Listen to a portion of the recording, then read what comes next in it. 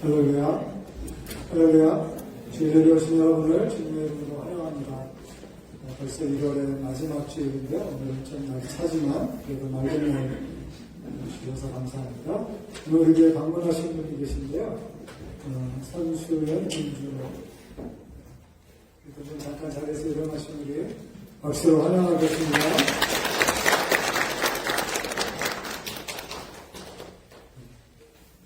모두 성도 일어나셔서 1분간 성도들과 나누는 교제의 시간입니다. 함께 교제 인사를 나눠주시기 바랍니다.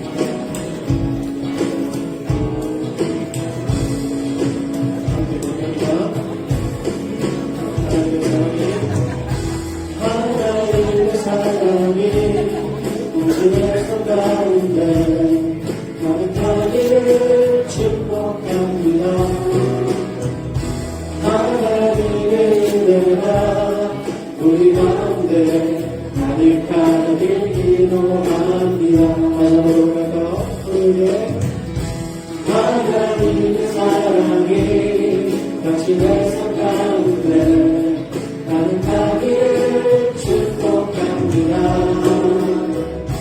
하나님의 은혜가 우리 가운데 가득하길 기도합니다. 가득하길 기도합니다. 가득하길 기도합니다.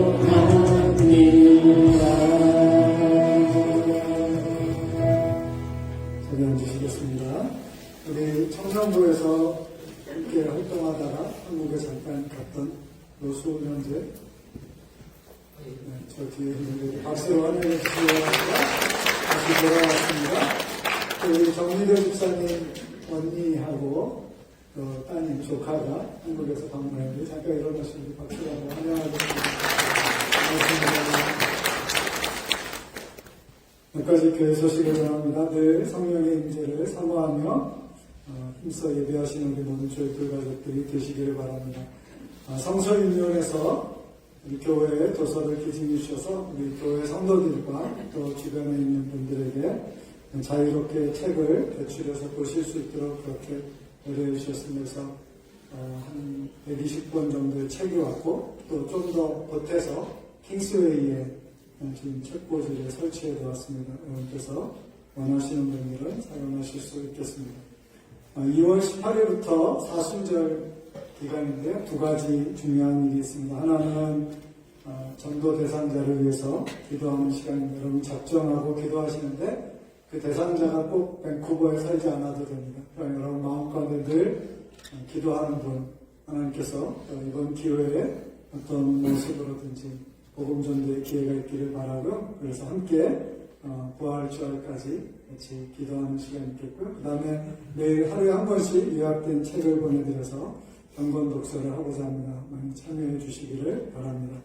금요예배, 새벽기도, 화요중보 함께 예배하고 중보하는 시간에 많이 참여하시기를 바라고요. 40일 성경통도 수요일 오전반과 저녁반이 진행되고 있습니다. 이번 주까지 신청하실 수 있으니까 원하시는 분은 말씀해 주시면 좋겠습니다.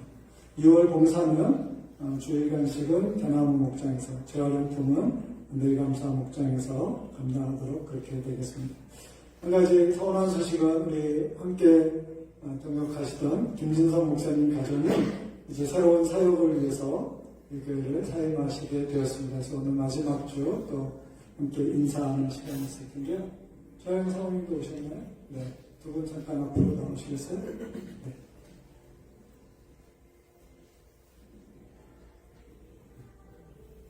박수라도 쳐주셔야 되는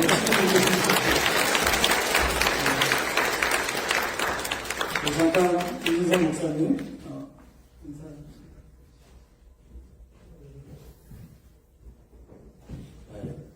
지금도 여러분 바쁘죠. 기타도 내야 되고 일도 해야 되는데 10여 년 동안 조이풀교에서 함께 같은 성도로 이 시간을 함께 주님과 함께 예배할 수 있는 기회와 함께 할 수 있는 즐거움을 주셔서 첫 번째 하늘께 감사를 드리고요.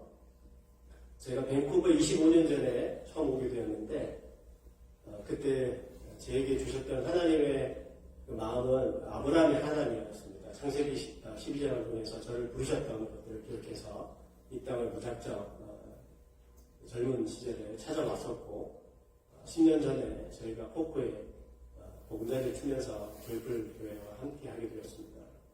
감사하게도 작년에 저에게 하나님의 더 큰 자유로운 부르심 앞에 목사라는 직분으로 세워주셨는데 기도하는 가운데 하나님께서 저희 가정을 좀 시험코지 하시는 부분이 있다라는 생각이 들었습니다. 아브라함에게도 사랑하는 이삭을 모리아 산으로 바치라고 말씀하시면서 그 독생 하나밖에 없는 아들을 데리고 갔던 것처럼 저희에게도 이제는 그 부르심이 있는 것 같다라는 마음이 있어서 하나님의 그 시험 가운데 우리가 잘 걸어갈 수 있도록 그리고 결국은 아브라함이 그 땅에서 여호와 이레를 경험했던 것처럼 우리 삶에도 이 땅에서 하나님의 여호와 이레를 경험할 수 있는 시간이 될 수 있도록 우리 성도님들이 함께 기도해 주시고 동역해 주시면 감사하겠습니다. 이상입니다.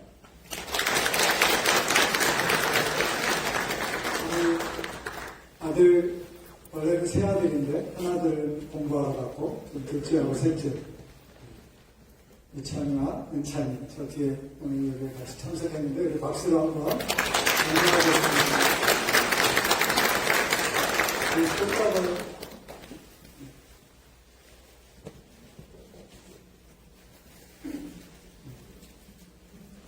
교회에서 작은 선물, 감사의 마음 담아서 드립니다.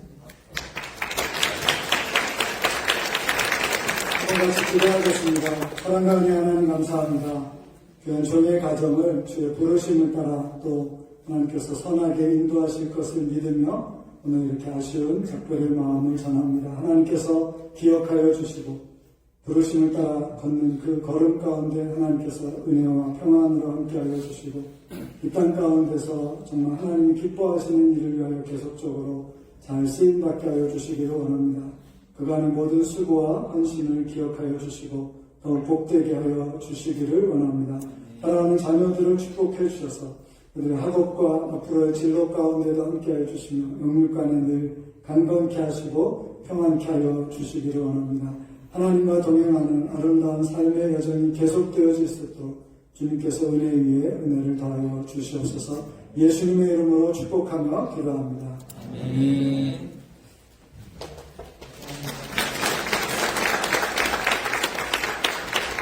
한 번 더 기도합니다. 하나님, 오늘도 주님 앞에 나와 예배합니다. 이 예배를 받아 주시옵시고 우리의 삶이 하나님께 온전히 구별되어 드려지게 하여 주옵소서.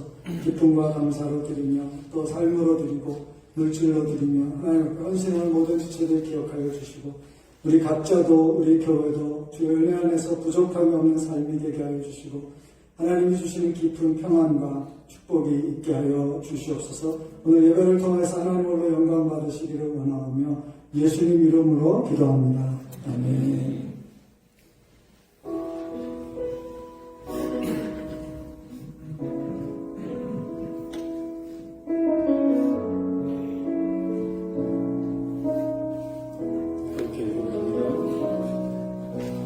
나의 마음은 정금과 같이 정결케 하소서.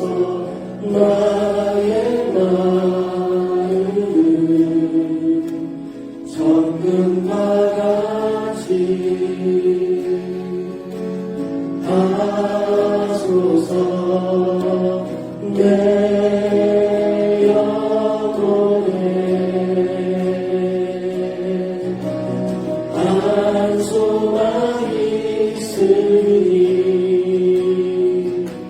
주님과 같이 거룩하게 하소서. 나의 삶을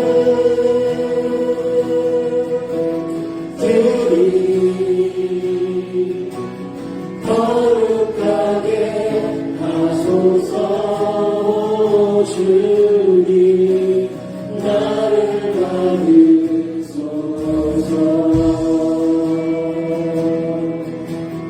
나를 받으소서. 다시 한번 고백할까요? 나의 마음을 나의 마음은 정금과 같이 정결케 하소서. 나의 마음은 정금과 같이 하소서. 내 영혼에 한 소망이 있으니 주님과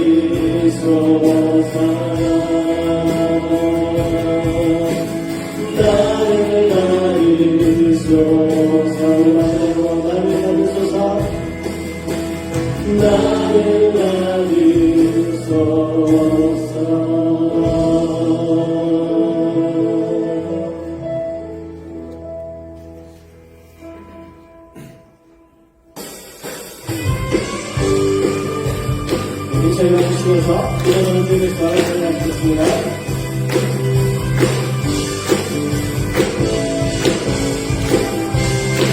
일어나 주께서 일어나 주의 백성 빛을 알아 주가 너의 영광으로 일어나 주께서 일어나 주의 백성 빛을 알아 주가 너의 영광으로 일하시리라 온 세상이 어둠 속에 헤매고 있지만 주가 너와 함께 계셔 외로운 나만이라 일어나라 빛을 발하라 만백성이 너의 빛을 보고 세상에서 나오네 일어나라 빛을 발하라 만백성이 자유함을 얻어 내가 사랑하여 주의 것 일어나라 주의 백성 빛을 알아 주여 너의 영광으로 일하시리라 일어나 주의 백성 빛을 알아 주여 너의 영광으로 일하시리라 온 세상이 어둠 속에 헤매고 있지만 주가 너와 함께 계셔 외로울 떠나리라 일어나라 빛을 발하라 만백성이 너의 빛을 보고 사랑에서 나오네 일어나라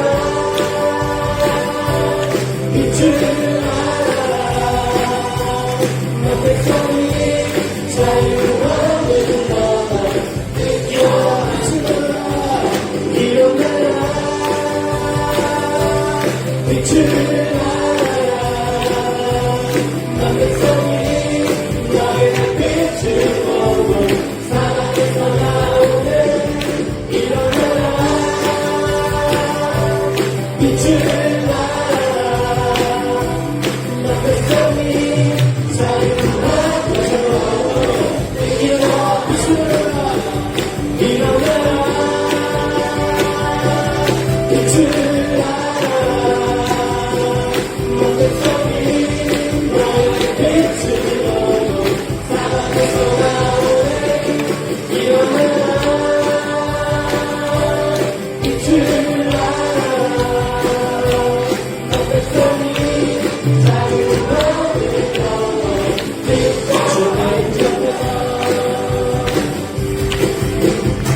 주님 앞에서 원중에 날개에서 주님 가시는 높은 길 아래 찬양해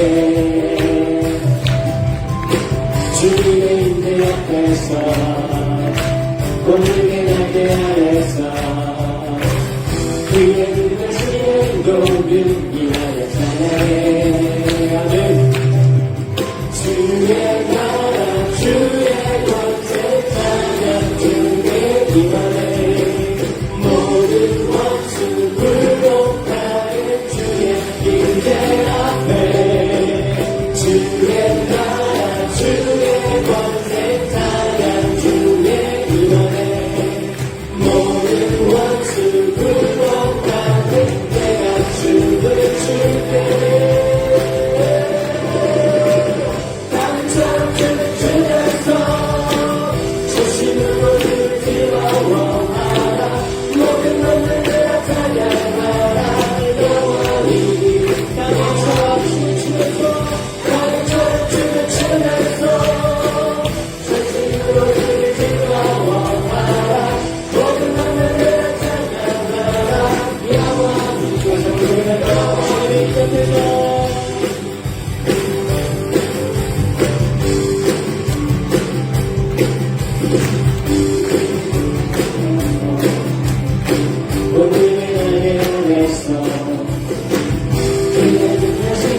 없는 이렇게 찬양해 주의 기도와 주님의 은혜 앞에서 원수의 날개 아래서 그의 눈하시는 힘없는 이렇게 찬양해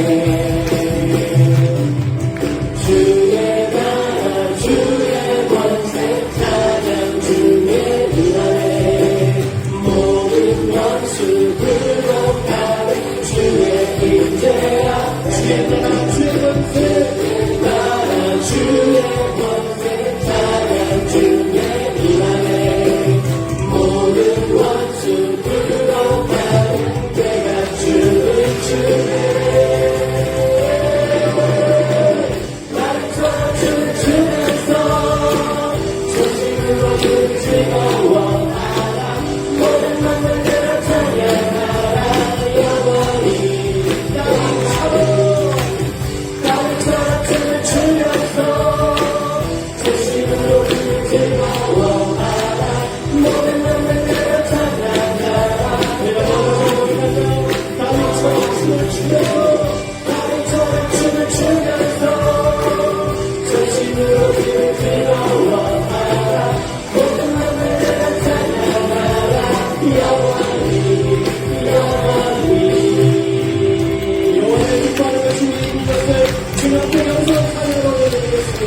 당신은 영원히 힘이 있습니다. 할렐루야.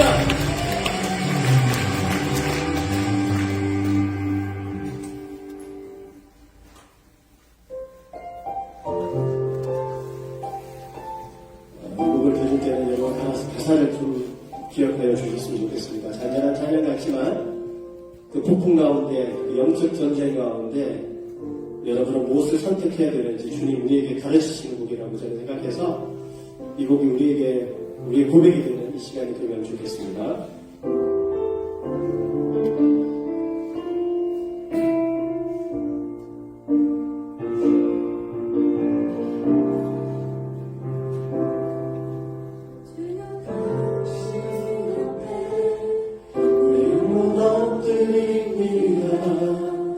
내 안에 가득한 세상에 손을 뒤로 한 채 주여 당신 앞에 겸손히 엎드립니다. 주의 말씀으로 날 채우소서. 넌 알 수 없다고 세상이 말할 때 주의 오른손이 날 이끄시네. 넌 자격 없다고 내 영혼에 외칠 때 주의 보혈이 의롭다 하시네.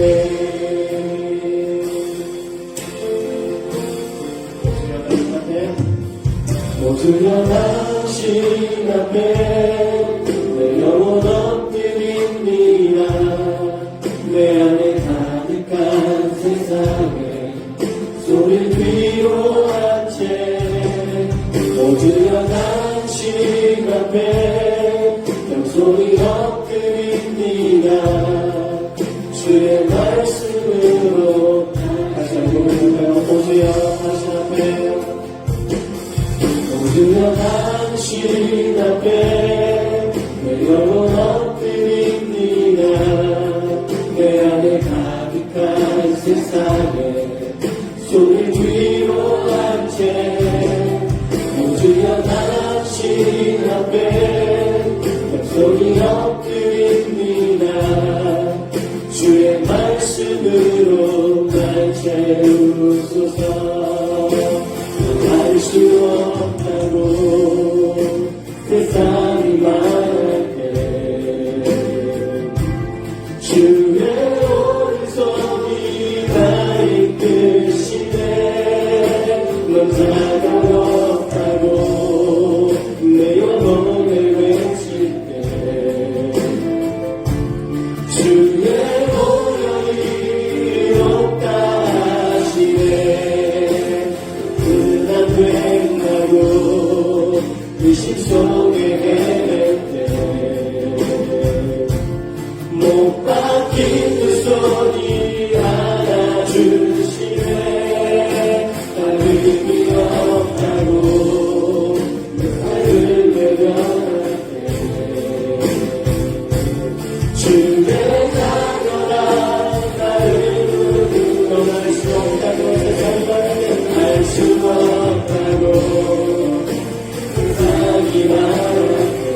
주의 오른손이 나를 이끄시네 주의 오른손이 나를 이끄시네 내 자녀 없다고 영혼을 외칠게 주의 보혈이 의롭다 하시네 그가 된다고 의심 속에 헤맬 때 못 박힌 그 손이 알아주시네 나는 없다고 요새를 외면할게 주의 자녀라 나를 다시 한번 너를 수 없다고 세상에 없다고 세상이 말할게 주의 오른손이 나를 이끄시네 너 자녀 없다고 내 영혼을 외칠 때 주의 보혈이 의롭다 하시네 누가 된다고 의심 속에 못 박힌 그 손이 안아주시네 마음이 없다고 내 삶을 외면할 때 주의 자녀라 나를 부르시오 기도를 드리겠습니다 하나님 우리 절강이 예수님의 기회가 되며 소망이 되게 하여 주시고 세상에 남는 소리의 인생이 아니라 주님의 말씀을 담아내는 깨끗한 그릇이 될 수 있도록 주의 역사 가운데 신뢰의 인생이 될 수 있도록 하나님 우리가 다시 한번 주의 말씀 앞에서 인생이 될 수 있도록 은혜 베풀어 달라고 다같이 간절한 마음으로 주님을 부르시며 기도하며 나가도록 하겠습니다. 주의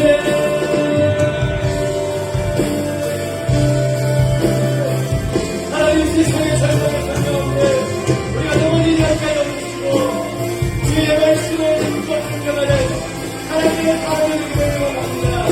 하나님 우리 신경과 마음에 우리의 경험에 대한민국이고 국가인 우리 인생들이 있습니다. 우리의 상처와 아픔과 그런 우리들이 세상의 소리 가운데 할 수 없다고 말하는 것 가운데 당신들이 오시고 있습니다. 주의 은혜를 보여주시고 주의 말씀을 듣게 해주시옵소서 주의 목적인 생명을 내시며 있게 해주시옵소서 주의 목적이 되시오네 우리를 연합하여 주시고 우리를 불쌍한 하여 주시고 주의 말씀을 먹하여 주시고 다시 한번 우리를 사랑하여 주시고 영원히 앞에 당신의 은혜를 부어주시옵소서 주여 이 모든 가운데 주의 말씀으로 성공하게 하여 주시옵소서 주의 말씀을 의미하여 힘내게 하여 주시옵소서 오직 주의 말씀이 감사하네 감사를 부르고 하여주시고 하나님 말씀을 읽어주시고 하나님 살게 하여 주시옵소서 주의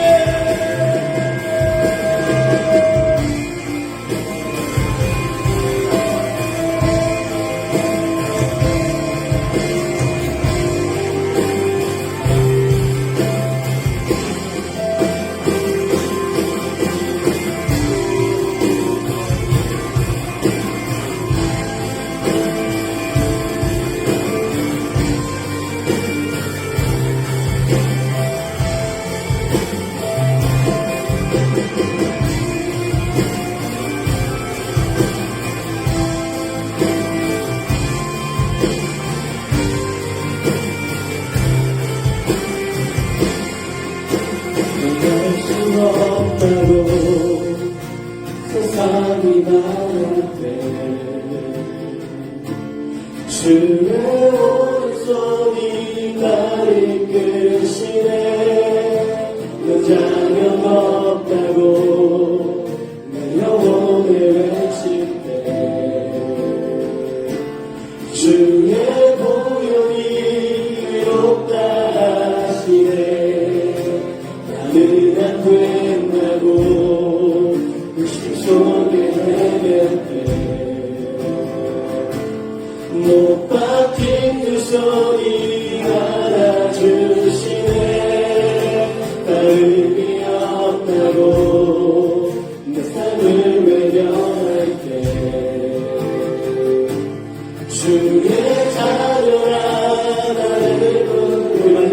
잘 만든다고 눈만 된다고 의심 속에 헤맬 때 못 박힌 그 손이 알아주시네 다름이 없다고 내 삶을 외면할 때 주의 자녀가 나를 부르시네 감사 날 부르시네 감사 날 놓지 않으신 감사 나를 꽂아버리고 날 사랑하시네 감사 나의 모든 삶을 나의 모든 인생을 예수님과 함께 감사합니다. 날 부르시네 감사 날 부르시네 감사 날 놓지 않으신 감사 나를 보자버리고 날 사랑하시네 감사 나의 모든 삶을 나의 모든 인생을 예수님과 함께 걷겠습니다.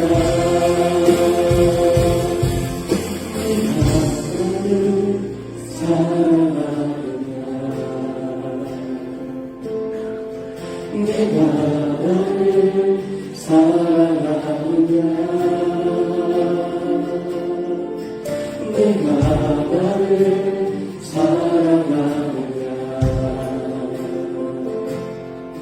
내가 나를 사랑하느냐 내가 주를 사랑합니다 내가 주를 사랑합니다.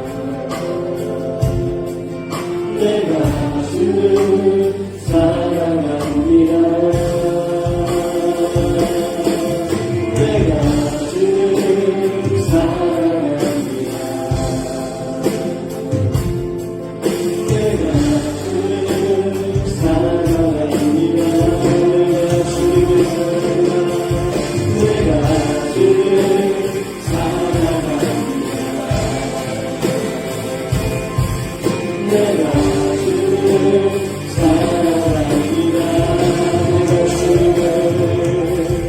내가 주를 사랑합니다. 내가 내 사랑을 주가 하십니다. 부르시네 감사 날 놓지 않으신 감사 나를 보자버리고 날 사랑하시네 감사 나의 모든 삶을 나의 모든 인생을 예수님과 함께 나를 내려내고 날 부르시네 감사 부르시네 감사 날 놓지 않으신 감사 나를 보자버리고 날 사랑하시네 감사 나의 모든 삶을 나의 모든 인생을 예수님과 함께 걷겠습니다.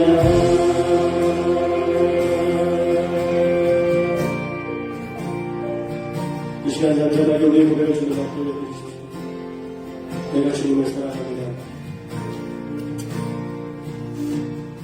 주님께서 내 마음을 아십니다.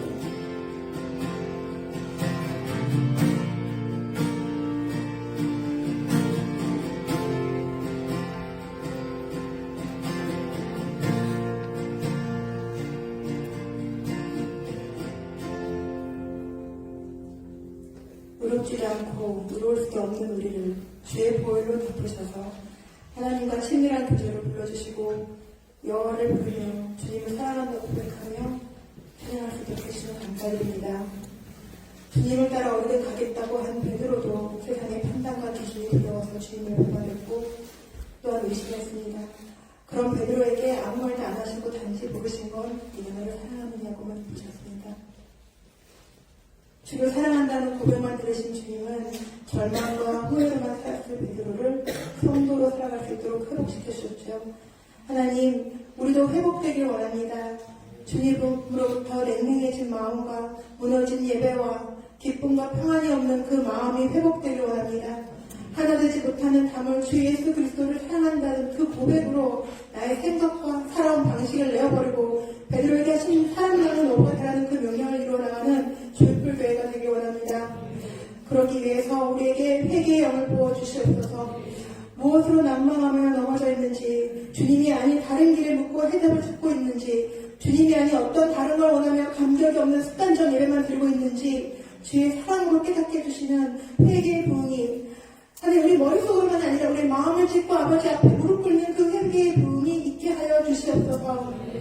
그래도 하나님 우리가 드리는 예배 가운데 인지하시길 우리가 부족하지만 주님의 이름을 빌어 간구합니다. 우리 안에서 예배 안에 첫 회복을 경험해서 하나님의 성품 그 빛을 말하는 능력 주시는 자 안에서 모든 것을 할 수 있는 그 말씀대로 우리가 살아갈 수 있는 삶을 허락하여 주시옵소서.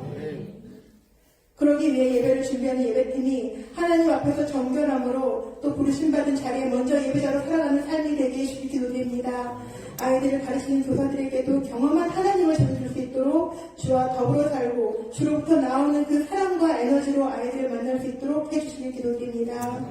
조이풀 공동체를 섬기는 목자들의 마음을 위로하고 격려해 주시길 기도드립니다.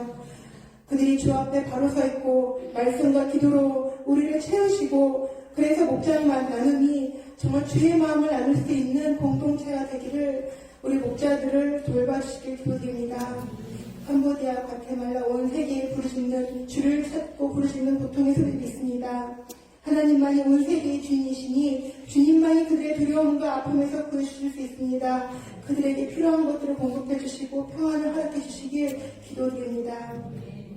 하나님 그동안 주일불교회 예배를 위해 수고해 주신 김지성 목사님이 이제 주가 열어주실 새로운 길을 찾아 나아갑니다. 주께서 사랑하시는 종이 되어 주의 마음을 더 담고 새로운 공동체의 그 마음을 나누며 부르심의 소명을 위해 달려가는 주의 종과 그의 가족이 되도록 해주시길 기도드립니다. 세워주신 목회자들과 사역자분들에게 깊은 영적 깨달음과 그것을 하나님의 마음과 지혜로 나눌 수 있는 성령의 기름 부으심이 있길 기도드립니다. 특히 담임 목사님에게 보내주신 하나님의 자녀를 위한 사랑의 마음이 회중에게 전해지게 하시고 하나님이 세우신 영적 리더로서 끊임없는 애쓰심으로 넘어진 자를 말씀으로 또 격려와 위로로 일으켜주시고 끝까지 주를 향한 예배와 사역에 뜨거운 마음을 더하여 주셔서 주님을 애타게 전하는 주께 붙들린 종이 되길 기도드립니다. 주님, 우리는 주님뿐입니다. 우리의 삶의 시작과 끝은 주님뿐입니다. 그것을 아는 자로 주를 찬양하고 주를 인해 감사하며 예배하며 살기 원합니다. 오늘 이 시간 그런 예배의 자리가 되도록 성령님 우리의 마음을 우리의 영을 깨워 주시옵소서. 주님을 더욱더 알기 원하오니 우리에게 깨닫는 은혜가 이 시간 있길 지금도 우리를 위해 중보하시는 주 예수 그리스도 이름으로 기도했습니다. 아멘.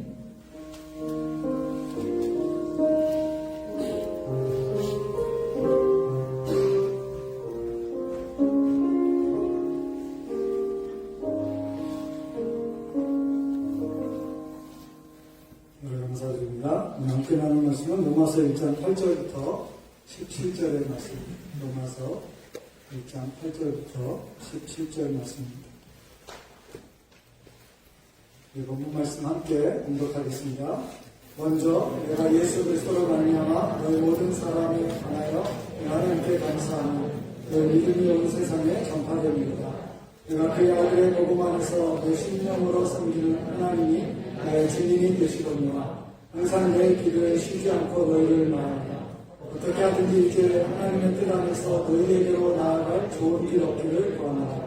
내가 너희 보기를 간절히 원하는 것은 어떤 신령한 인사를 너희에게 나누어주어 너희를 견고하게 하려 하니 이는 내가 너희 가운데서 너희와 나의 믿음으로 말미암아 피차 아니함을 얻으려 합니다. 형제들아, 내가 여러 번 너희에게 가고자 하는 것을 너희가 모르기를 원하지 아니하노니 이는 너희 중에서도 다른 이방인 중에서 같이 열매를 맺게 하려 하는데 지금까지 길이 막혔다.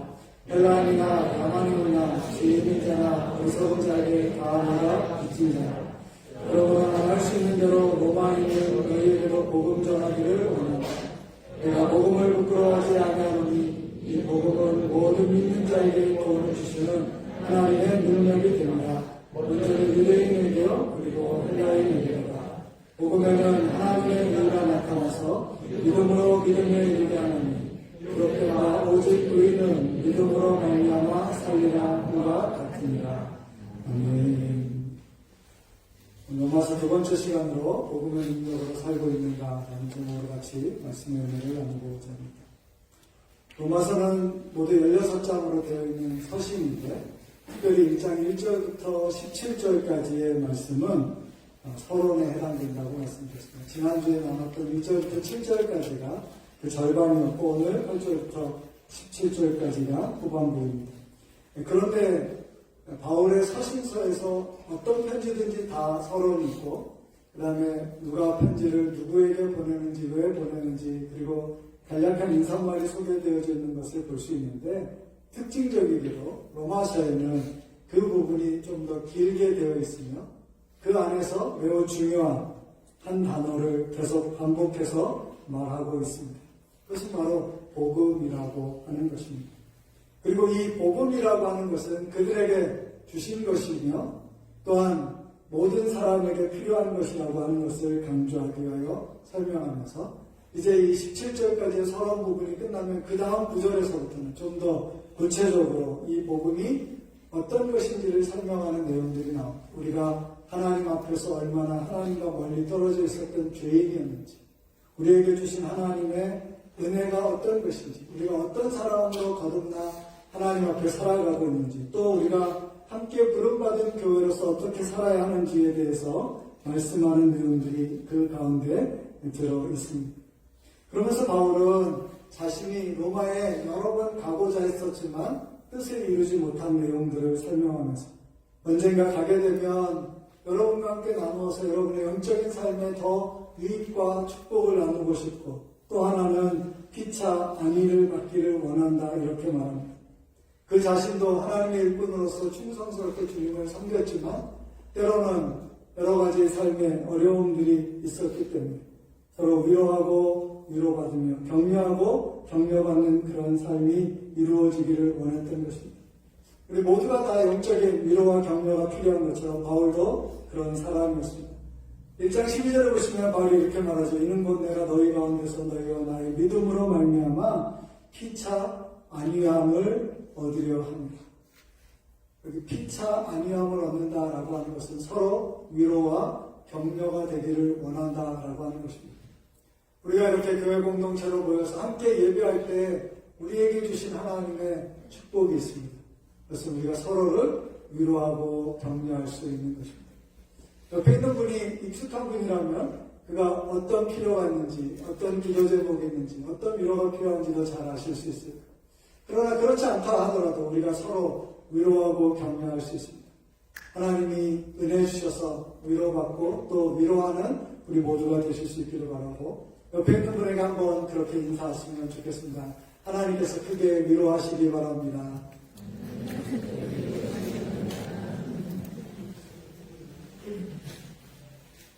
오늘 나누고자 하는 첫 번째 메시지는 복음은 구원을 주시는 능력입니다.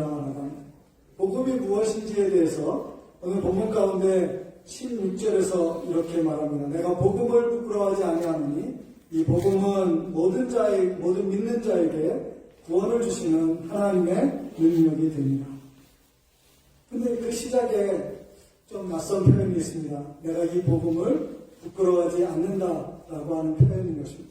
이것은 굉장히 오늘날 우리가 생각할 때 뭔가 좀 이렇게 전하는데 불편함이 있었나 이런 단어들을 생각하게 할 것입니다. 그러나 로마 시대를 생각해 보면 나무에 달려 십자가에 달려 죽은 사람에 대해서는 사람들은 그가 그만한 죄가 있다는 것을 생각하거나 아니면은 그는 저주받은 그런 사람이라고 하는 생각이 있었습니다. 그래서 이 십자가의 복음을 전할 때 어떤 사람들에게는 그것이 불편한 일이었습니다. 그럼에도 불구하고 바울은 분명하게 말합니다. 내가 이 복음을 부끄러워하지 않는다. 그러면서 그는 갈라디아서 6장 14절에서 이런 말씀으로 자신의 마음을 표현합니다. 그러나 내게는 우리 주 예수 그리스도의 십자가 외에 결코 자랑할 것이 없습니다. 그리스도로 말미암아 세상이 나를 대하여 십자가에 못 박히고 내가 또한 세상을 대하여 그러합니다. 하나님의 우주적인 권능 가운데에서 하나님의 놀라운 역사가 일어난 것들을 기억하기 때문에 그것은 약해 보이지만 그러나 하나님의 방법이고 하나님이 이루신 구원의 놀라운 역사인 것을 말씀하고 있습니다. 그러면서 그 십자가는 자신의 생애에 있어서 가장 중요한 것이며 의미 있는 것이며 또 그것을 의지하는 그의 삶의 태도는 세상과는 이제 분리되고 구별되어진 삶으로 살겠다라고 하는 표현을 하고 있는 것입니다. 고린도전서 1장 18절에서는 이렇게 말합니다. 십자가의 도가 멸망하는 자들에게는 미련한 것이요 구원을 받는 우리에게는 하나님의 능력. 어떤 사람들은 십자가의 도를 전하면 그 사람이 십자가에 달려서 죽었는데 어떻게 그가 우리에게 소망이나 구원의 근거가 될 수 있겠는가라고 말합니다. 그러나 바울은 이 십자가의 복음을 분명하게 이해하고 있었기 때문에 예수께서 죽으신 것은 그의 무슨 죄가 있거나 그의 연약함 때문이 아니라 우리의 죄를 대신하여서 죽으신 것이고 그는 죽으실 뿐만 아니라 부활하셔서 우리에게 영원한 생명과 소망이 되신다는 것을 알고 있기 때문에 그 구원을 주시는 우리를 구원하시는 그 하나님의 능력인 것을 선포합니다. 고린도전서 2장 2절에서는 이렇게 말합니다. 내가 너희 중에서 예수 그리스도와 그가 십자가에 못 박히신 것 외에는 아무것도 알지 아니하기로 작정하였습니다. 이 십자가를 어떤 사람들은 가볍게 혹은 작게 여기지만 바울은 그의 인생에 있어서 그것은 가장 크고 놀라운 것이다. 복음이 역설적으로 그의 삶을 뒤바꿔 놓은 것에 대해서 말합니다. 그가 자기를 주장하고 자기를 높이던 때에는 하나님을 믿는다는 그 열심으로 다른 사람에 대하여 엄청난 방해, 핍박 이런 일들을 해내었죠. 이제 그가 예수 그리스도를 만난 후에는 그의 삶이 달라졌어요. 그의 삶의 푯대는 오직 예수 그리스도이십니다. 그럼 빌립보서 3장에서 그렇게 말하잖아요. 예수 그리스도를 아는 지식이 가장 고상하기 때문에 그 이외의 것들은 어떤 것도 자신에게 중요하거나 의미를 갖지 않는다. 그 모든 것에 대해서 기꺼이 그는 그것을 내려놓을 뿐만 아니라 심지어는 배설물로 여긴다 그렇게 말하고 있는 것입니다. 바울은 이 복음의 능력에 사로잡힌 사람입니다. 저와 여러분이 구원받고 하나님의 자녀가 되어서 오늘도 이렇게 함께 모여 하나님 앞에 예배하는 것은 그 십자가의 은혜가 우리에게 임한 것이기 때문에 이 십자가의 은혜는 복음은 모든 믿는 자에게 구원을 주십니다. 동일한 구원입니다. 차별이 없는 구원입니다. 여기서 말할 때 헬라인이나 야만인이나 이렇게 표현하기도 합니다. 그가 어떤 사람인지는 중요하지 않습니다. 그에게 임한 복음을 마음으로 믿고 그 심령 가운데 입술로 고백하면 그는 하나님의 자녀가 되는 특권을 얻는 것입니다.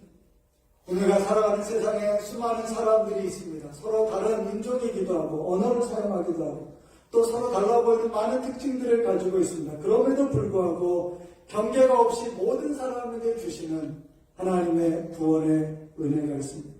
복음은 보편적인 것이고 또 복음은 개인적인 것이었습니다. 우리 각 사람이 그러한 은혜를 입었을 뿐만 아니라 또 다른 사람도 그러한 동일한 은혜를 받을 수 있다는 사실을 우리가 기억해야 할 것입니다. 복음은 하나님의 능력이라고 말했습니다. 이 능력이라는 단어는 헬라어에서는 디나미스인데 이것이 영어 단어의 다이너마이트라는 단어의 어원이 됩니다. 다시 말하면 복음은 폭발력이 있는 하나님의 능력이라고 하는 것입니다. 복음은 우리를 죄에서 건지십니다. 복음은 우리를 구원하시고 하나님의 자녀로 살게 하시고 이 땅 가운데서 하나님의 나라를 소망하는 믿음으로 살게 하십니다. 우리를 새로운 피조물로 만드시고 우리 안에 새 창조를 이루시는 것이 이 바로 복음입니다. 복음은 얼마나 많은 사람들의 심령 가운데 역사함으로 그들의 심령을 온전케 하고 새롭게 하여서 하나님의 백성 되게 하고 하나님의 나라를 이루어가게 하셨는지 우리가 그 일에 대하여 그 동일한 믿음을 가진 사람들로서 하나님 앞에 고백하는 것은 이 복음이야말로 우리의 인생의 새로운 출발점이 되었다. 우리의 삶을 변화시키는 하나님의 능력이 되었다라고 하는 것입니다. 왜냐하면 이 복음에는 하나님의 의가 나타나 있기 때문에 바울은 이 표현을 굉장히 좋아했어요. 그래서 로마서 7번이나 쓰여졌는데 복음에는 하나님의 의가 나타납니다. 복음은요, 죄인된 우리를 오늘 기도하실 때 그렇게 기도하시죠. 의롭지도 않고 의로울 수도 없는 죄로 말미암아 죽었다. 그리고 하나님으로부터 분리되어 있었다. 죄의 싹슨 사망이라고 했을 때 영원한 죽음을 이미 받았고 그 가운데 살다가 심판과 형벌을 받을 수밖에 없는 그런 사람들 안에 우리가 얻은 그 구원의 은총을 생각해보면 우리의 힘으로나 우리에게 어떤 그런 부분이 있어서나 내세울 만한 것이나 자랑할 만한 것이 있어서가 아니라 하나님께서 오직 이 복음으로 말미암아 우리를 의롭다 하시는 칭의의 구원을 허락해 주신 것을 생각하게 합니다. 복음은 우리를 의롭다고 하십니다. 하나님의 의가 우리 가운데 나타나는 거예요. 우리는 불의하였으나 하나님의 의를 그리스도로 말미암아 우리에게 전가시킴으로 우리의 모든 죄된 것들을 용서해 주셨습니다. 우리가 용서받았고 용서하는 사람이 되게 하시는 것입니다. 그리스도로 말미암아 하나님께서 우리에게 의의 선물을 주신 거예요. 그래서 우리는 우리 자신에게는 의로움이 없을지라도 이제 하나님 안에서 온전히 의로운 사람이라고 말할 수 있습니다. 왜냐하면 우리가 그 은혜로 말미암아 구원을 받았기 때문입니다. 재판장이신 하나님께서 우리에게 무죄를 선고해 주신 것입니다. 주님께서 대신 죄의 대가를 다 지불하셨기 때문에 우리는 더 이상 어떤 것도 지불하지 않아도 됩니다. 죽었던 자리에서 생명의 자리로 옮겨졌고 불의한 자리에서 의로운 자리로 옮겨졌습니다. 흑암에서 빛으로 나오게 되었고 하나님의 영적인 모든 축복을 받게 된 것입니다. 17절에서는 이렇게 말합니다. 우리는 다 믿음으로 믿음에 이르는 사람이 되었다. 우리가 믿음으로 구원받았을 뿐만 아니라 이제 믿음으로 사는 사람이 되었다는 것입니다. 이 말씀을 강조하는 것은 어떤 의미가 있습니까? 우리가 인간의 어떤 공로로 구원받은 것이 아니라 하나님의 은혜의 구원을 받았음을 말씀해 주신 것입니다. 하나님이 우리에게 주신 믿음, 우리의 믿음으로 우리는 또 다른 사람에게 그 믿음을 증거함으로 내게 주신 은혜로 말미암아 구원받을 수 있었던 것처럼 또 다른 사람들에게 생명의 구원을 전할 수 있는 사람이 된 것입니다. 로마서 1장 17절에 보시면 오직 의인은 하나님의 믿음으로 말미암아 살리라. 이것은 하박국서 2장 4절에 있는 말씀과 같은 것이죠. 의인은 그의 믿음으로 말미암아 살리라. 하나님께서 하나님의 때가 이를 때 하나님께서 그 모든 구원의 역사를 이루어 주실 것입니다. 그런데 이 하박국 선지자에게 주신 약속의 말씀이 신약성경에서 로마서와 또 갈라디아서와 또 히브리서에 반복되어지는 것을 볼 수 있습니다.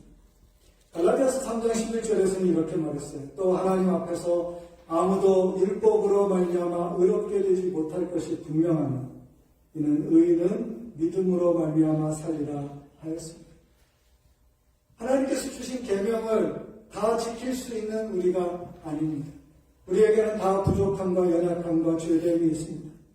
그런데 우리가 의로워질 수 있는 것은 율법을 수행함으로써가 아니라 의인은 믿음으로 말미암아 즉 하나님을 믿는 그 믿음 안에서 하나님이 의롭다 하시는 그 은혜를 베풀어 주셔서 우리를 살려주시고 또 살게 한다는 것입니다. 다시 말하면 우리가 얻은 구원은 요약하면 전적인 은혜의 구원이라고 하는 것입니다. 이 모든 것을 설명해주는 중요한 구절이 에베소서 2장 8절과 9절 말씀입니다. 같이 한번 읽습니다. 너희는 그 은혜에 의하여 믿음으로 말미암아 구원을 받았으니 그것은 너희에게서 난 것이 아니고 하나님의 선물이라. 행위에서 난 것이 아니니 이는 누구든지 자랑하지 못하게 합니다. 은혜에 의하여 믿음으로 말미암아 구원을 받았다. 은혜는 뭐냐면 하나님께서 값없이 주시는 선물이 오늘 본문 가운데 8절 끝에도 하나님의 선물이라고 말했죠. 받을 자격이 없는 사람에게 거저주는 선물이 바로 은혜입니다. 그 은혜라고 하는 것은 하나님께서 우리를 긍휼히 여기셔서 우리를 불쌍히 여기셔서 우리에게 기꺼이 베풀어 주신 것이라 할 수 있습니다. 우리가 하나님의 은혜를 받았습니다. 그래서 그를 믿는 믿음의 고백이 있을 때 구원을 받은 하나님의 자녀가 되는 것입니다. 우리가 그것을 위하여 대가를 지불하지 않았습니다. 주님이 지불해 주셨어요. 그래서 그것을 하나님의 선물이라고 말하면서 동시에 우리가 스스로에게 그것을 인하여 자랑할 만한 것이 없다는 것도 말씀해 주고 있습니다. 복음은 우리를 구원하시는 하나님의 능력입니다. 하나님의 의가 우리에게 나타났습니다. 그리고 우리는 전적으로 그 은혜에 의하여 믿음으로 말미암아 구원을 받았습니다. 우리가 받은 구원이 어떤 것인지에 대해서 분명하게 이해하고 있다면 우리가 앞으로 그리스도인으로서 살아가는 남은 삶의 여정 가운데서도 하나님을 기꺼이 그렇게 섬기게 될 줄로 믿습니다. 그런 역사가 저와 여러분의 인생 가운데 있기를 주님의 이름으로 기원합니다. 두 번째 메시지는 복음은 온 세상에 전파되어져야 한다는 것입니다. 로마서 1장 15절에서 바울은 그렇게 말합니다. 나는 할 수 있는 대로 로마에 있는 너희에게도 복음 전하기를 원한다. 바울은 여러 번 로마에 가고 싶었습니다. 그러나 뜻을 이루지 못했어요. 이 편지를 보낼 때까지 그는 로마에 가보지 않고 그 로마에 교회가 있다는 소식과 그 교회가 처한 상황들에 대해서 그리고 그들에게 더 분명한 하나님의 복음의 진리를 가르쳐야 되겠다는 생각에서 편지를 쓰고 있는 거예요. 물론 우리는 사도행전 후반부에서 바울이 주 예수의 신분으로 로마에 가고 거기에서 복음을 전하는 남은 여생을 살았던 것을 압니다. 그리고 교회의 전승에 보면 성경에 기록되진 않았지만 그는 네로 황제의 박해 가운데 순교한 것으로 그렇게 알려져 있습니다. 근데 그가 로마에 가고 싶었던 이유는 그것이 제국의 수도였기 때문이 아니라 그것에 무슨 볼거리가 있어서나 어떤 화려함을 갖고자 하는 것이 아니라 거기에 하나님의 복음을 듣지 못한 사람들 그리고 복음을 받았고 그 복음 안에서 살고자 하는 사람들이 있다는 사실을 알았기 때문에 그는 거기를 향한 열망을 가지고 있었으며 더 나아가서는 그곳으로부터 또 하나님이 그 마음 가운데 품게 하신 그 소망의 땅을 계속 향하여 전진할 수 있게 되기를 바라고 있었던 것이죠. 사도행전 1장 8절 말씀해 보시면 우리가 잘 아는 말씀이죠. 오직 성령이 너에게 임하시니 주님께서 승천하시기 직전 제자들에게 말씀하신 것입니다. 너희가 권능을 받을 것이다. 하나님께서 성령으로 말미암아 너에게 능력을 베풀어 주실 것이다. 그런 다음에 예루살렘, 온 유대, 사마리아 땅끝까지 이르러 증인이 되라 말씀하십니다. 여기에 나오는 4개의 지명은 그냥 그 당시를 중심으로 예루살렘을 중심으로 했을 때 어떤 면에서 보면 좀 더 범위를 넓혀가는 것처럼 보여집니다. 그래서 어떤 사람들은 예루살렘에서 복음 전하고 그 다음에 유대로 가고 사마리아로 가고 땅끝으로 가야 된다고 생각합니다. 그러나 헤브라어를 공부해 보시면 이 단어의 뜻은 뭐냐면 예루살렘에서도 복음 전달, 유대에서도 복음 전달하고 사마리아에서도 복음 전달하고 땅끝에서도 복음 전달. 하나님께서 우리 각 사람에게 주신 또 공동체에게 주신 하나님의 뜻을 따라서 힘써 주의 복음을 전하는 일에 쓰임받아야 한다라고 하는 사실입니다. 우리에게 예루살렘은 마치 밴쿠버 같다고도 할 수 있습니다. 또 유대라고 하면 캐나다를 생각할 수도 있겠습니다. 또 사마리아 땅이라고 하면 우리에게 또 다른 지역 혹은 이 땅 가운데 있는 이주민들이나 원주민들이나 이런 사람들을 생각해 볼 수도 있습니다. 그리고 더 나아가서는 땅끝에 이르러서까지 우리가 5대양 6대주에 있는 모든 나라에 다 갈 수는 없지만 그러나 하나님께서 우리 각 사람 중에 또 우리 교회 가운데 주신 기회를 통해서 우리가 캄보디아를, 과테말라를 또 우리가 갈 수 있는 그런 것들을 마음에 품고 그런 사역을 감당하기를 원하는 것입니다. 힘을 다해 힘써서 이 복음을 증거하는 일에 쓰임받는 저와 여러분이 되시기를 바랍니다. 계시록 7장 9절에서는 이렇게 말합니다. 이 일후에 내가 보니 각 나라와 족속과 백성과 방언에서 아무라도 눈이 셀 수 없는 큰 무리가 나왔다. 하나님 앞에 구원의 영광을 찬송합니다. 그런데 여기 나오는 각 나라 족속 백성과 방언은 천상의 예배 가운데 참여하고 있는 하나님의 사람들입니다.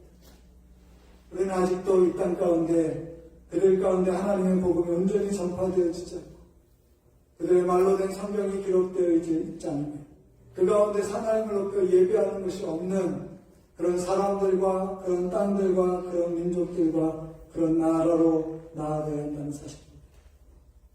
우리 엄천영 안수아 선교사님이 지금 사역하고 있는 말레이시아에 우리가 이름만 들었죠. 놀라양이라는 곳이 사실 여러분이 아마 검색하면 이거 온라인에 안 나오죠. 놀라양이라는. 왜냐하면 이거는 선교를 위해서 우리 선교사님이 사용하고 있는 부족의 이름이지 실제 그 사람들이 이렇게 온라인상에 이렇게 존재하고 있지는 않습니다. 다만 우리는 그가 아직 복음을 듣지 못했고 그들의 언어로 된 성경을 갖고 있지 않은 사람들의 이야기라고 합니다.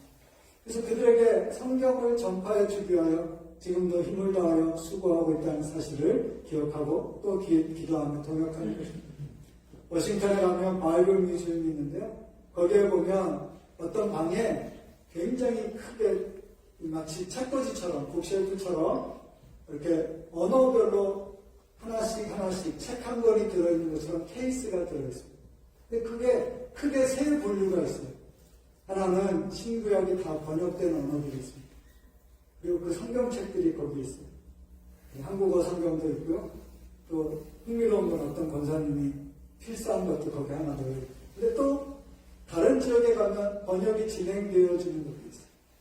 근데 더 놀라운 것은 아직 단 한 줄도 그들의 언어로 성경 번역이 되어지지 않은 언어도 구별된 것들에 대해서는 거기에 남아있는 것을 볼 수 있습니다. 우리가 여러 모양으로 여러 지역에서 여러 사역을 통해서 하고자 하는 것은 하나님께서 마지막 영광스러운 그 예배에 부른 사람들이 다 그곳에 올 수 있도록 우리가 나라와 족속 백성과 방언 가운데 하나님의 나라, 하나님의 복음이 증거되어지기를 원하는 것입니다. 바울은 사도행전 19장 21절에서 이렇게 말했어요. 바울이 마게도냐와 아가야를 거쳐 예루살렘에 가기로 작정하여 바울은 지금 동쪽으로 가고 있어요. 그런데 바울의 마음 가운데 어디가 있어요? 내가 거기 갔다가 후에 로마도 보아야 서쪽으로 가는 거예요. 팔레스타인이 있으면 그 다음에 터키가 있고요. 그 다음에 그리스가 있고 그 다음에 이탈리아가 있죠. 지금으로 말하면. 그런데 바울은 지금 터키에서 다시 팔레스타인으로 돌아가려고 합니다. 왜냐하면 그가 받은 이제 헌금도 있고 또 예루살렘 교회를 섬겨야 될 일들이 있었기 때문입니다. 그런데 그의 열망은 뭐냐면 로마도 가는 것이 있어요. 그는 더 있어서 이 복음이 땅끝까지 전파되어지는 그 일을 위하여 마음을 모으고 있었던 것입니다.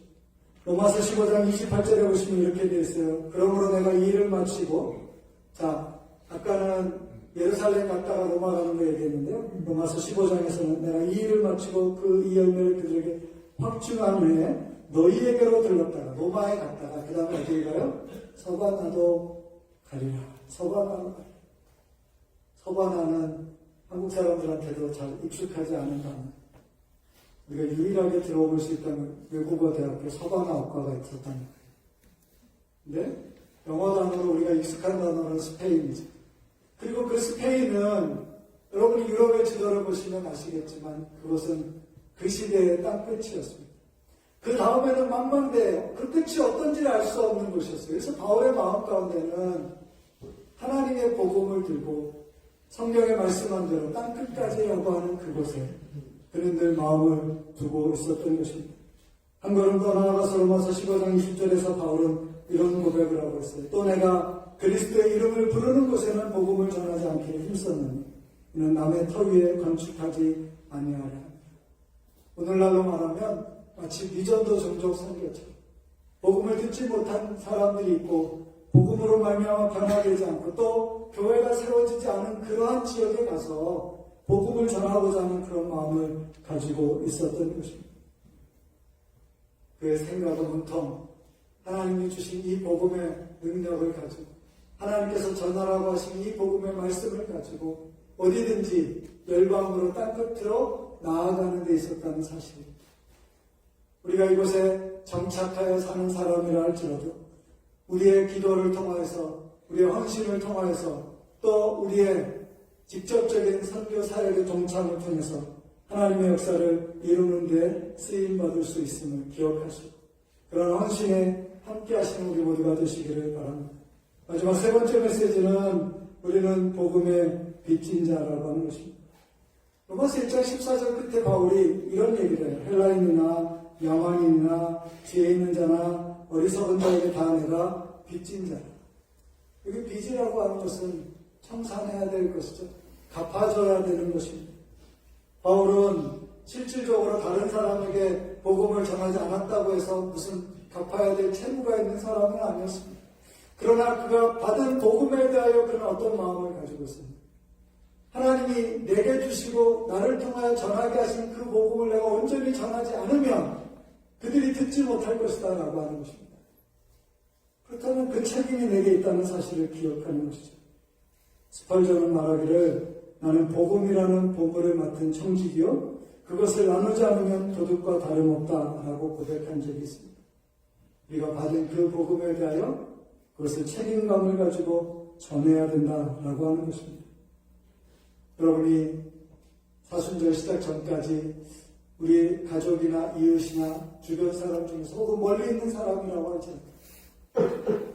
누가 복음 듣고 복음 안에서 거듭나야 하는지에 대해서 기도하시면서 그 마음으로 여러분이 생각하시고 제가 여러분에게 이제 기도 카드 같은 것을 나누어드리고 여러분 적어 놓으시고 사순절에 이르기까지 사순절 기간 동안 40일 동안 힘써서 기도하시기 바랍니다.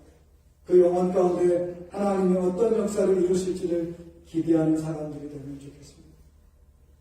선교에는 유명한 얘기가 있어요. 그것은 교회는 유람선이 아니라 구조선이다 라고 하는 이야기입니다.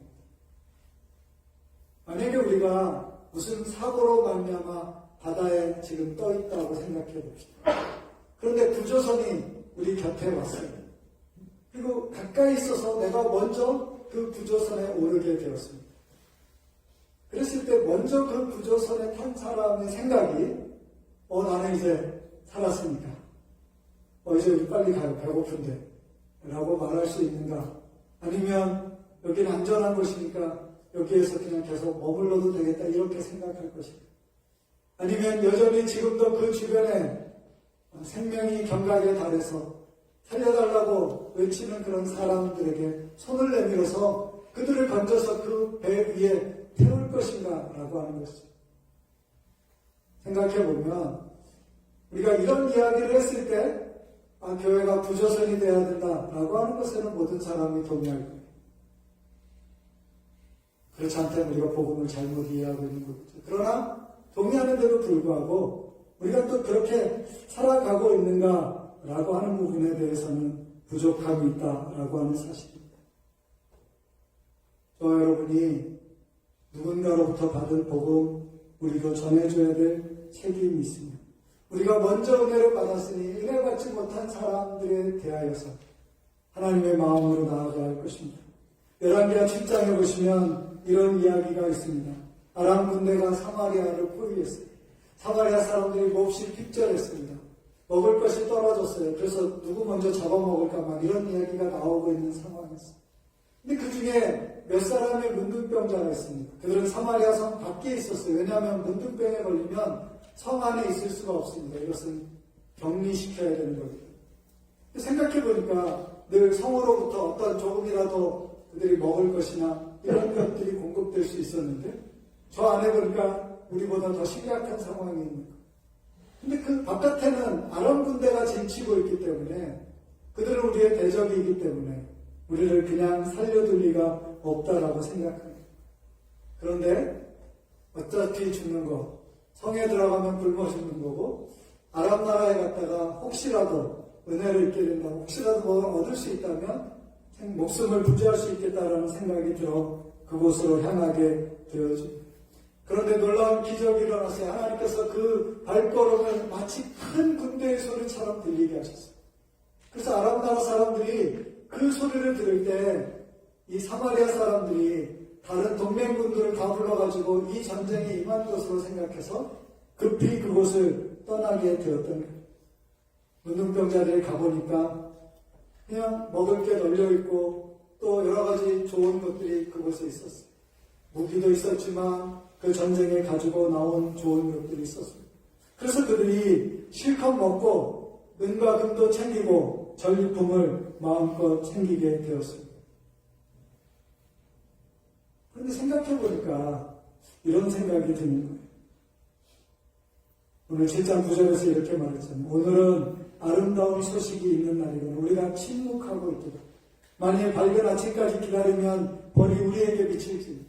이렇게 좋은 소식을 우리가 전하지 않으면 그래서 그들은 그곳에서 굶어 죽고 우리는 가질 수 있는 만큼 가지지만 결코 그것이 영원하지도 않고 만족할 수 없는 것입니다. 우리가 그렇게 하는 것이 합당하지 않다라고 하는 것을 깨닫습니다. 이제 떠나 왕궁에 가서 알리자고 합니다. 그들은 최선의 노력을 기울여서 함께 사는 땅을 만들게 되었죠. 그래서 사마리아 성에 있는 사람들이 전날에 그렇게 비쌌던 곡식이 그 다음 날에는 흔한 것처럼 되어주는 역사를 경험하고 있었던 것입니다. 복음을 위하여 그렇게 헌신하는 사람들이 있어서 이 땅에 복음이 전파되어졌던 것입니다. 우리나라에도 수많은 선교사들이 왔었습니다. 그들이 한국 땅에 자신을 묻었습니다. 자녀들을 묻기도 했습니다. 또 그들을 보내고 많은 교회들이 기도했습니다. 캐나다에서도 한국에 온 주요한 선교사들이 있습니다. 또 미국에서도 많이 왔어요. 또 영국이라든지 호주라든지 이런 곳에서 3,000명이 넘는 선교사들이 한국에 왔습니다. 생각해 보십시오. 지금은 한국이 세계 가운데 내놓을 만한 그런 나라가 되었지만 130년, 140년 전에는 파란 눈에 귀신이 와서 애들 잡아먹는다고 돌 던지던 시절이었습니다. 자기 나라의 삶의 자리랑 비교하면 오늘날 우리가 아프리카 정글이나 원시 부족에게 가는 것만큼이나 그들에게 많은 것들을 희생해야 되는 게 있었습니다. 1970년대 한국에 온 선교사가 제가 아는 분이었는데 그분은 한국에 올 때 미국에서 가방에다가 피넛버터를 잔뜩 갖고 왔어요. 그러니까 한국에 가면 이제 먹을 게 없을 것 같아서 빵을 구하면 이 피넛버터라도 발라먹어야지. 왜냐하면 정보도 없죠. 그리고 이미 받은 소식 가운데 보면 전쟁이 있었고 폐허에 가깝고 아직도 경제적으로 몹시 곤란하고 어려운 서양 사람들을 위해서 할 수 있는 뭐 그런 레스토랑이라든지 이런 것들은 기대할 수 없다라고 하는 생각이 있었기 때문에 배를 타고 한국에 왔던 선교사들도 있었어요. 스스로를 워터피플이라고 생각하는 사람. 그들이 받은 복음을 우리에게 전하여 주기 위하여 희생하고 헌신하여 저와 여러분이 구원받은 사람들입니다. 그들을 통해서 누군가 구원받고 그 사람들이 또 누군가에게 전해졌어요. 마침내 그것이 우리에게도 전달되어진 것입니다. 이 복음은 마치 경주자의 바톤과 같습니다. 우리가 그것을 받았습니다. 그러면 이제 우리도 그것을 누군가에게 잘 전달해야 줄 책임이 있습니다. 우리의 다음 세대들에게, 우리의 자녀들에게, 그리고 아직도 이 복음을 모르는 사람들에게 복음 전해서 그 일 가운데 동참하도록 해줘야 한다는 사실입니다. 하나님 앞에 그런 헌신으로 또 사랑으로 행하는 사람들이 있습니다. 지난번에 우리 교회 성도들이 캄보디아 전쟁 소식을 듣게 되었을 때 어느 분이 캄보디아를 위해서 특별히 지정헌금을 해주셨어요. 그래서 커미션을 통해서 우리 김나영 선교사님께 보내고 그 돈이 또 캄보디아에 가서 그곳 가운데 전쟁으로 인하여 어려움을 당하는 사람들에게 작은아마 삶의 위로와 또 생필품이나 이런 걸 공급해서 살아갈 수 있도록 힘을 주는 일이 있었습니다. 우리가 받은 것에 대하여 반응하는 것은 아름다운 것입니다. 우리도 흘러보내야 하는 것이죠. 고린도전서 9장 16절에서 바울은 이런 고백으로 다시 한번 우리의 신앙을 깨웁니다. 내가 복음을 전할지라도 자랑할 것이 없으면 내가 부득불하리. 하나님께 명령받은 것이고 지시받은 것이기 때문에 해야 되는 우리가 이것을 하지 않으면 오히려 해가 있을 뿐 우리가 그걸 했다고 해서 자랑할 만한 것은 아니라고 하는 것이죠. 전달해야 그 의무가 성취되어질 것입니다. 우리에게 복음을 전하기 위해서 수많은 사람들이 기도하고 헌신하고 우리 땅에 오고 누군가는 때로는 눈물을 흘리며 하나님의 사랑을 전파해 주기를 힘썼을 것입니다. 저와 여러분도 이 소명에, 이 사랑에, 이 복음에 반응하는 사람들이 될 수 있기를 바랍니다. 구원받은 사람으로서 다른 사람들을 구원하는 일에 쓰임받기를 바랍니다. 그들이 또 구원받아서 그들의 다음 세대들과 그들의 이웃들에게 복음을 전해서 이 복음이 온 땅으로 확장되어지는 일에 출발이 될 수 있기를 바랍니다. 날마다 복음의 열매를 맺으십시오. 복음의 능력이 우리 가운데 있으면 우리가 살아있고 또 살리는 sinh 명이 됩니다. 우리에게 그 복음의 능력을 전하라고 하신 그 명령대로 전하면 다른 사람의 영혼에 하나님께서 생명의 역사를 이루어 주실 것입니다. 그 어떤 것보다도 중요한 그리고 귀중한 것이 바로 생명의 역사인 줄로 믿습니다. 그와 같이 쓰임 받으시는 우리 모두가 되시기를 주님의 이름으로 권합니다. 함께 기도하시겠습니다. 지금 기도하실 때 하나님 우리를 구원하여 주신 것 감사합니다. 우리가 구원받은 성도로서 이제 아직 구원받지 못한 사람들에게 이 복음의 능력으로 나아가게 하시고 전하게 하시고 기도하게 하시고 헌신하게 하여 주세요. 하나님 우리의 삶을 통해서도 구원의 열매가 맺혀지게 하여 주옵소서. 우리가 주님의 능력으로 이 땅 가운데 살아가면서 복된 성도의 삶을 계속 이어가는 하나님의 자녀 되게 하여 주시기를 원합니다. 우리 합심해서 기도하겠습니다. 사랑과 은혜 하나님 감사합니다. 하나님께 받은 복음, 하나님의 은혜, 하나님의 사랑을 기도합니다. 하나님 오늘을 살아갑니다. 하나님 우리가 하나님의 복음을 받았습니다. 아버지 거저주시는 은혜의 구원을 받습니다. 우리가 하나님으로 말미암아 하나님의 의가 우리에게 힘겨진 것을 있습니다. 우리를 온전히 하시고 깨끗이 하시는 하나님의 역사가 있음을 감사합니다. 하나님께 우리가 받을 복음 더 많은 사람들에게 기꺼이 전하는 아버지 안에 생명의 복음을 나누는 하나님의 사람들을 주시고 아버지의 인도하여 주시고 아버지 축복하여 주시기를 주시옵소서.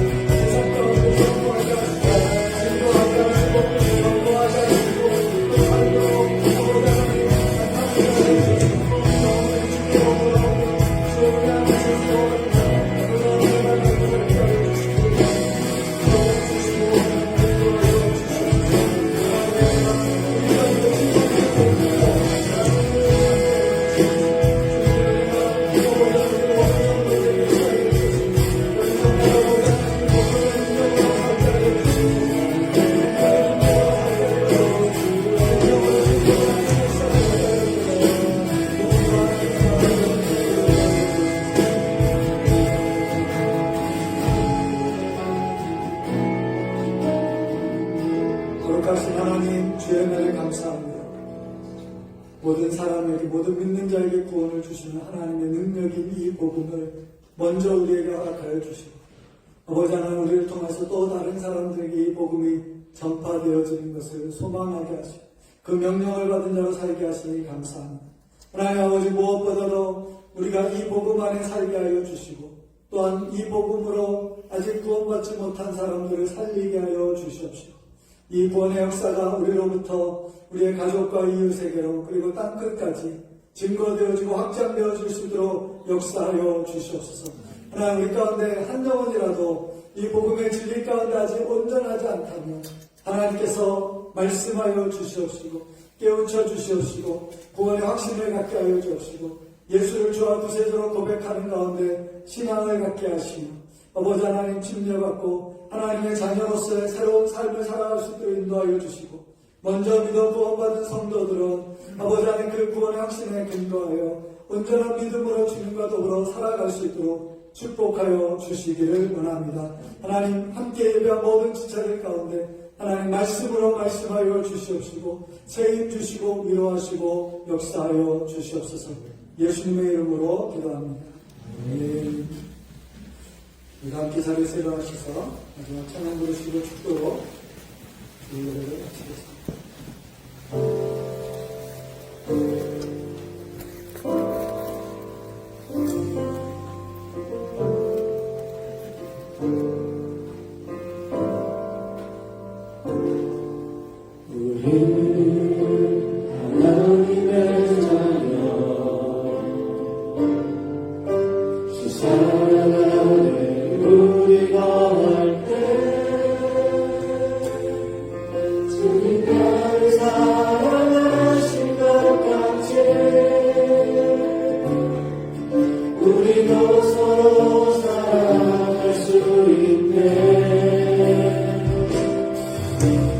주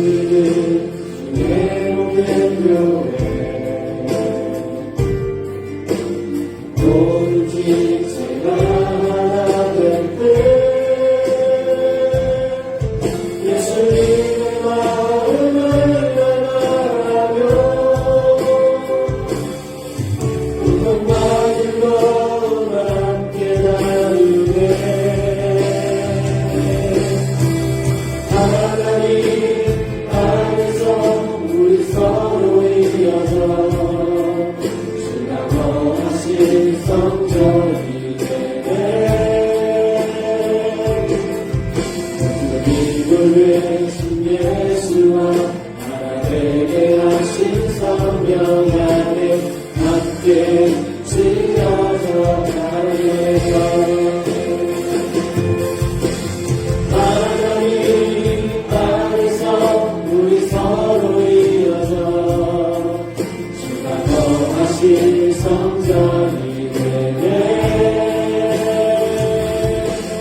베풀림을 되신 예수와 하나님에게 하신 성령 안에 함께 지어져 가네. 이제는 우리 주 예수 그리스도의 은혜와 아버지 하나님의 크고 놀라우신 사랑, 성령 하나님의 보호하시고 도우시는 은총이 복음의 능력으로 구원받은 하나님의 자녀들, 이제는 복음의 전달자로서 세상 가운데 보냄받은 모든 주의 자녀들, 그 가정과 교회, 또 나라와 민족, 특별히 이제 새로운 사역을 위하여 출발하는 김민성 목사님과 차영 사모님과 그 가족, 이제부터 영원토록 함께 하시기를 간절히 축원하옵나이다.